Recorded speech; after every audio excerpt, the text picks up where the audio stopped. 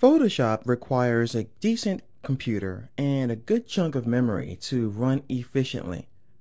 That's because it has to keep track of every single pixel in the image and the things you're doing to it at all times.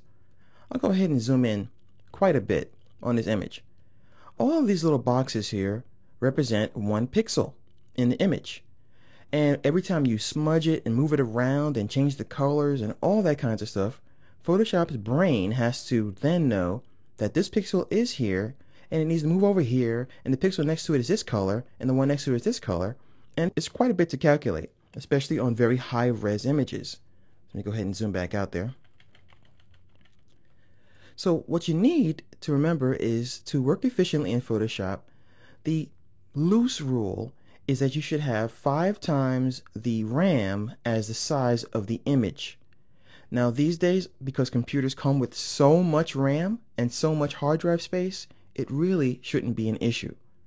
But if you're a professional photographer, or if you're going to make Photoshop a primary source of income, and you'll be dealing with high-res HD images and doing all kinds of crazy stuff like filters and all kinds of, filters and painting and smudging and moving, then you're going to want a lot of RAM.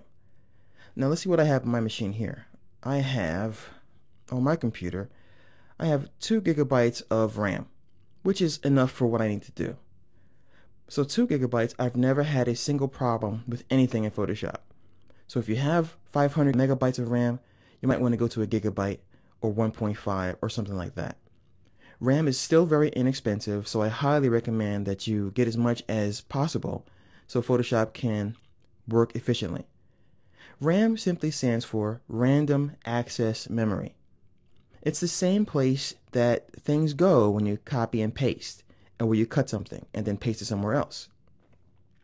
That means that when Photoshop fills that up with all the things you want to do, it runs out of space to think. So then it starts to use your hard drive to do that, and that's called a scratch disk. So to alleviate that problem, and so you can work with Photoshop and have Illustrator open and After Effects open and other applications open at the same time, the more RAM, the merrier. And chances are, by the way, you'll find that you will work with all those applications or something similar in your workflow. So RAM is a good thing.